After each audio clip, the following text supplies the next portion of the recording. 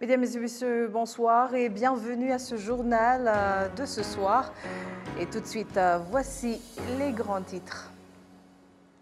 Le ministre des Affaires étrangères et de la coopération, le docteur Vincent Bilouta, a reçu son Excellence Saleh Suleiman Bil Al-Harti, ambassadeur d'Oman au Rwanda basé à Nairobi.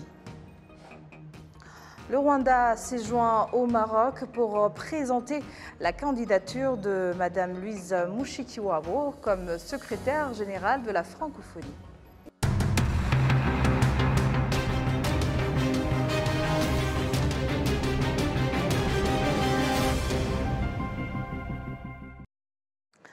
Bienvenue à ce journal. Le ministre des Affaires étrangères et de la coopération, le docteur Vincent Bilouta, a reçu son Excellence Saleh Suleiman Bil Al-Harti, ambassadeur d'Oman au Rwanda basé à Nairobi. Leur entretien a porté sur le renforcement de la coopération entre les deux pays. Alors que le mandat de Mme Louise Mushikiwabo à la tête de l'Organisation internationale de la francophonie arrive à son terme à la fin de cette année 2022, le Rwanda s'est joint au Maroc pour présenter la candidature de Mme Louise Mushikiwabo comme secrétaire générale de la francophonie. Jean Damascène, Manichim. C'est au début de cette semaine que Mme Louise Mushikiwabo a officialisé sa candidature comme secrétaire générale de la francophonie. C'est dans une interview qu'elle a accordée à TV5 Monde. Moi, je suis disponible et j'ai présenté ma disponibilité aux États. Mon pays a posé ma candidature et je suis candidate à ma succession. Oui, avec beaucoup de détermination. Avec beaucoup de détermination et surtout avec beaucoup d'humilité aussi parce que le changement, s'inscrire dans le présent, anticiper l'avenir pour 88 États et gouvernements, ce n'est pas facile. Ce n'est pas facile, mais c'est passionnant. Il y a beaucoup de choses à faire et pour le moment, il y a quelques grands projets qui ne sont pas terminés et c'est des projets de grande importance. La radio Jeunesse Sahel, que nous allons lancer dans quelques mois. Mais je suis disponible et j'ai présenté ma candidature avec grand plaisir. Au cours de son récent périple au Rwanda, la Société générale de l'OIF a laissé entendre que l'organisation compte initier de nouveaux programmes de développement, entre autres la mission économique et commerciale de la francophonie. Plus de 320 millions de locuteurs de français dans le monde aujourd'hui, 15% des investissements globaux, mondiaux, viennent de pays francophones. 16% du produit intérieur brut mondial, ce n'est pas petit, c'est un marché, c'est un système qui contribue déjà beaucoup, mais nous qui sommes dans cette francophonie de l'avenir, qui n'est pas que institutionnelle, avec un grand siège à Paris et 13 représentations dans le monde. La francophonie de l'avenir, c'est une francophonie qui est au service des populations. Donc, cette logique pour nous, de saisir les opportunités qui existent à travers le monde francophone, bien évidemment, parce que c'est plus facile quand on partage la langue, même la culture, parce que la langue, ce n'est pas que la langue, c'est des systèmes de pensée, c'est des manières de faire. En mai dernier, le Maroc s'est déclaré en premier favorable à la réélection de Louise Mushikiwabo à la tête de l'OIF. Lors du 41e sommet des ministres de la francophonie, le ministre marocain des Affaires étrangères, Nasser Bourita, s'est prononcé pour une candidature unique de l'actuel secrétaire général de l'Organisation internationale de la francophonie, précisant que sa réélection est dans l'intérêt de toute la communauté francophone, vu son engagement dans la mise en pratique des projets de réforme de l'organisation. La vice-présidente de la Chambre des députés au Parlement rwandais, Eda Mukabagwiza, est optimiste quant à la réélection de Mushikiwabo, vu l'appréciation faite à son encontre par l'Assemblée parlementaire de la francophonie récemment tenue au Rwanda. Je se réjouis de cette candidature pour le deuxième mandat de Mme Louise Mushikiwabo. on se réjouit déjà parce que le bilan déjà du premier mandat pour nous est très positif. Je dirais d'abord que la candidature est donnée par l'exécutif, donc le gouvernement, parce que ce sont les gouvernements qui votent pour cette candidature, dont les gouvernements vont se réunir et vont se prononcer sur les candidatures qu'il y aura. Sinon, du côté du Parlement, notre rôle reste de faire la diplomatie parlementaire au niveau de nos collègues parlementaires des pays de l'OIF.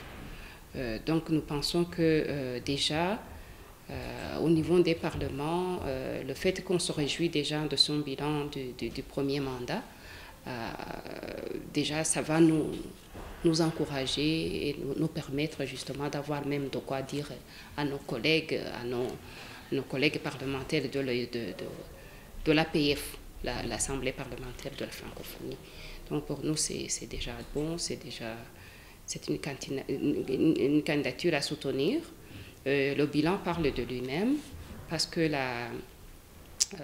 déjà ce qu'il vient de réaliser, qu'il réalisera d'ici la fin du mandat, parce que la fin du mandat c'est à la fin de cette année. Donc on peut peut-être donner quelques exemples de ce bilan. Il a misé beaucoup sur la transformation de mode et d'organisation de l'OIF. Surtout que cette organisation, même si elle est connue, même si elle fonctionne, mais elle a misé beaucoup plus sur l'appropriation même de cette organisation par les citoyens, qu'elle soit vue et comprise au niveau des peuples, et que donc elle a beaucoup misé sur la francophonie des citoyens. Ça, c'est très important pour que les citoyens, les peuples de cette organisation s'approprient déjà l'organisation et puissent suivre et comprendre les valeurs même de cette organisation et les mettre en pratique. Ça, c'est très important. Autre chose, c'est qu'elle a concrétisé la stratégie économique qui était là, qui avait été pensée bien avant, mais qui jusqu'à présent n'avait pas été mise en application, malgré qu'il y avait une stratégie économique, mais la concrétisation était autre.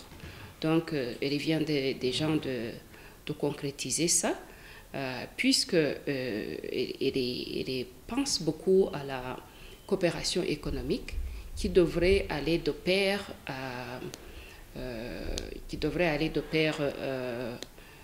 avec la stabilité dans l'espace francophone, mais aussi la consolidation de la paix. Donc pour elle, même si les valeurs de la francophonie misent beaucoup sur la consolidation de la paix et la stabilité dans l'espace francophone, mais elle pense, et ce qui est d'ailleurs juste, que c'est bon d'accompagner cela d'une stratégie économique, d'une coopération économique, surtout intra-francophone, donc entre les pays francophones eux-mêmes d'abord, et pourquoi pas justement étendre cela à d'autres pays même, parce que le multilatéral aussi est aussi encouragé au niveau de la francophonie. L'élection du ou de la Société générale de l'Organisation internationale de la francophonie sera faite par le 18e sommet des chefs d'État et de gouvernement de l'organisation, prévu à Djerba en Tunisie en novembre prochain.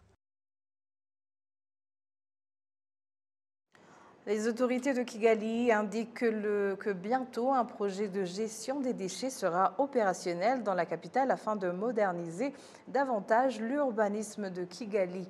Le maire de la ville de Kigali explique qu'une fois en place, ce projet permettra d'en finir avec des problèmes d'hygiène qui pourraient résulter de la carence d'infrastructures indispensables au traitement des déchets.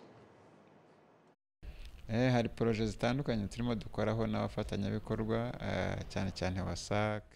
avons initié un projet avec WASAC, lequel est dans sa première phase. Il n'est pas possible de canaliser une grande quantité d'eau dans un même endroit. Nous débuterons par la partie sud-ouest de la ville de Kigali, dans le district de Nyarugenge, précisément dans les localités de Gitega, Kimisagara et Muhima. Dans ces lieux, des places précises seront aménagées pour cette fin.